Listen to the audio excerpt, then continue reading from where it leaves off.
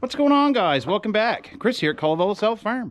Well, guys, sorry I haven't made a video in quite a bit, but I actually got called away to work to do an emergency relief. So I pretty much kind of dropped everything and left. And it was supposed to be for 2 to 3 weeks, and it ended up being 6. And I actually have to go back overseas here in another few days for another month. So I'm gonna make this video though, because we got some plans in the mix, or some things are changing. So as you see, the trusty old Can-Am is on a trailer, and we're taking it somewhere to see about maybe upgrading. We'll see. Nothing in stone yet. We got to go and see what things are worth and so on. But anyway, guys, stay tuned. We may be getting something new. All right, guys. So it's actually a couple days later from when I started this video, and we ended up pulling the trigger, and we picked up a brand new Kawasaki Ridge Limited. Real nice machine. We picked it up at our local dealer over in Keene at Full Throttle. They treated us great. And really, I've been looking at getting something with a cab to replace the Can-Am now for a few years, but you know, either the trade value wasn't there for the Can-Am from some dealers, or they didn't have exactly what I wanted, or that it was just out of my price range. Right now, they're offering some huge end of the year deals at Full Throttle, so that's why we were able to afford to do it. Is basically they doubled the manufacturer's rebate, so we picked it up for significantly under what it normally would go for. I think this unit normally goes for, like, right as it sits now, is about $33,500. We actually have a plow to put on it. We're going to be bringing it back to Full Throttle in a couple of days, and they're going to mount the plow, but I wanted to take it with me that day because I'm only going to be home for a few more days here, and kind of try to get it broken in some. As you can see, it's fairly dirty. We have we put about 40 miles on it. Kind of just tooling around last night for a couple hours. I really wanted to kind of put it through its paces and hit the trails a little, and a little bit on the road here, just back and forth, and you know, really try to get it broken in somewhat before we take off, because this will be used by my wife to plow the driveway when I'm not home. I mean, I use a tractor, as you guys know, but so we got a really good deal on it. It was, I want to say I paid, I think it was $31,500 out the door with the plow. So $2,000 under what the machine alone would have been, and the plow was a couple $1,000 upgrade. And I also did buy an extended warranty on this. So this thing will be under warranty for the next 7 years. We owned the Can-Am for about 7 years.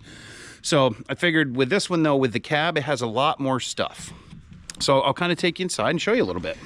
So it is a very luxury unit. And honestly, at first I wasn't planning on buying a Limited, one of the luxury kind of things, but with the discounts, it was actually about the same price to get the Limited as it would have been to get just the one with the cab.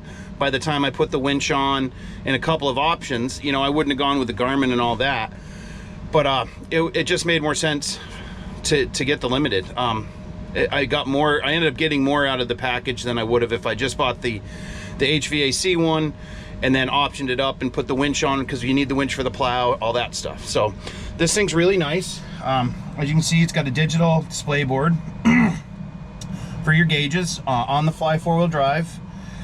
It's got backup cameras and front cameras, which is really cool.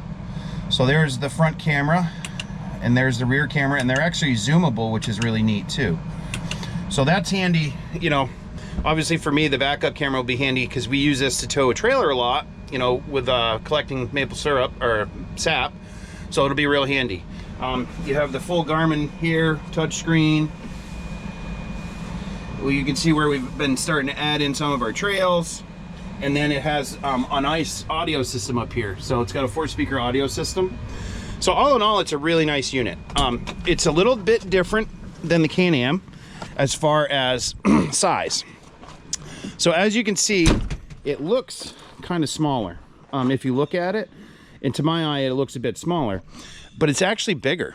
Believe it or not, the bed is 4 inches smaller, which it's going to be a little bit tighter squeeze for firewood, but it still will fit. And if we have to, we can always get some kind of a bed extension for it.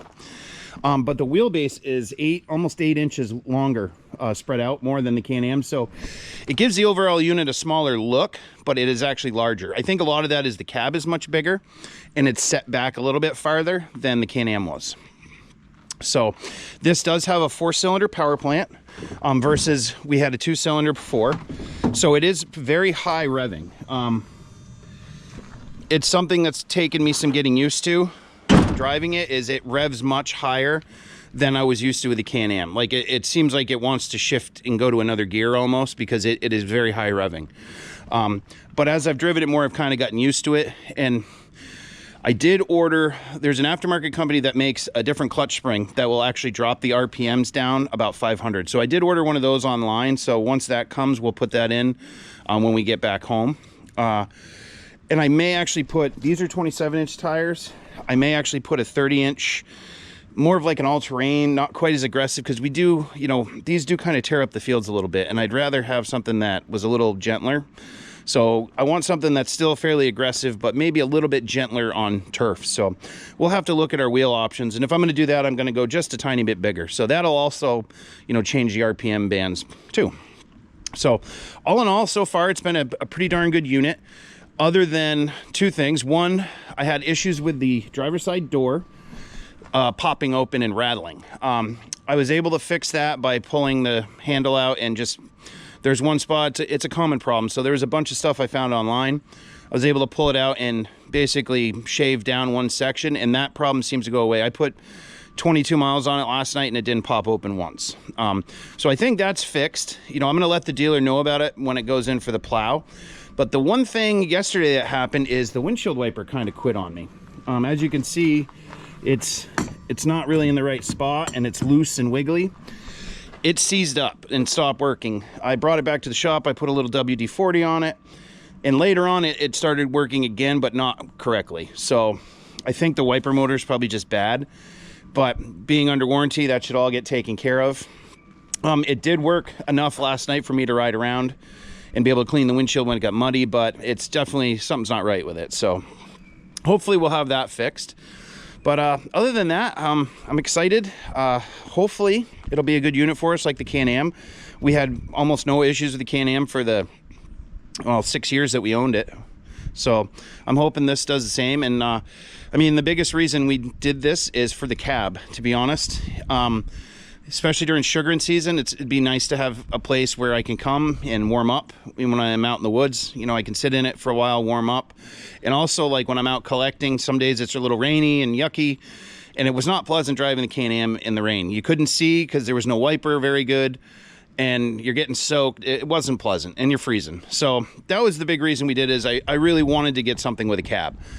If we could have put a cab on the Can-Am for a reasonable price, I would have done that. As you guys know, we had kind of a half cab on it that we put on, but with no heat, and it was still cold. So it was better, but it was still cold. So that, and you know, the Can-Am was getting older. We put a lot of miles, a lot of rough miles here around the property, and it worked hard. It was a good machine, but it was time for an upgrade. So it finally worked out. We looked at several different other units. None really local other than the John Deere Gator, but the Gator was like 10 grand more expensive with a plow and everything. So, you know, that wasn't in the budget. So we ended up getting this Kawasaki. So anyway, guys, that kind of is, the big upgrade that we did. It wasn't planned at all, but, you know, it's something I've looked at over the years and wanted to do, and finally it kind of worked out. So anyway, guys, I think I'm going to end this video here.